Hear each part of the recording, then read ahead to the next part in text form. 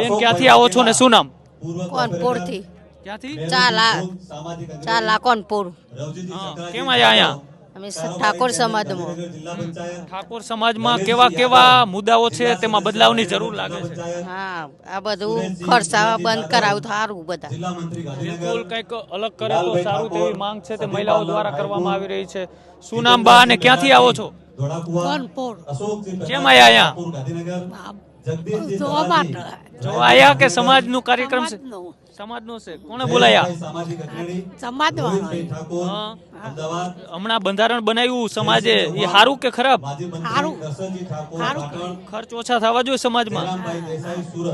બિલકુલ, તો મહિલાઓ કહી રહી છે કે સમાજની અંદર ખર્ચ છે તે ઓછા થવા જોઈએ. આપણી સાથે બીજી પણ મહિલાઓ છે, તેમની સાથે વાતચીત કરીએ.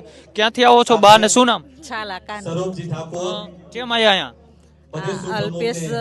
અલ્પેશ ઠાકોર દ્વારા જે ઠાકોર સમાજનું આયોજન કર્યું છે બંધારણ માટે, ખર્ચા વાદ વિવાદો ઓછા કરવા માટે, એના માટે સંમેલન છે, મહાસંમેલન.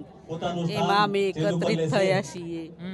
સમાજમાં એવી વાત છે કે યુવાનોને શિક્ષણ તરફ વાળવામાં આવે. શિક્ષણની ખાસ જરૂર છે સમાજમાં. શિક્ષણ તરફ વાળવા માટે બિલકુલ, તો શિક્ષણની અત્યારે સમાજની અંદર ખાસ જરૂર છે. તેના માટે આ મહિલાઓ છે તે અત્યારે ઉપસ્થિત થયા છે.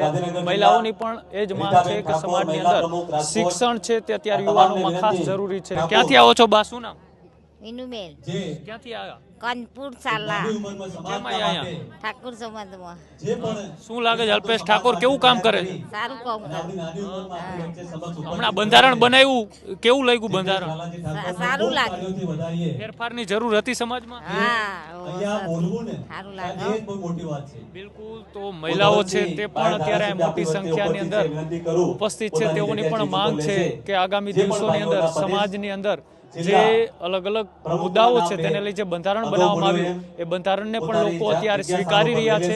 અને સાથે સાથે આગામી દિવસોમાં એ યુવાનો માટે શિક્ષણની જે વ્યવસ્થા છે એ કરવા જઈ રહ્યા છે. અલ્પેશ ઠાકોર આજના રાતના 3 થી લઈને સવારના 6 વાગ્યા સુધી આજે મહાસંમેલન છે તે યોજાઈ રહ્યું છે.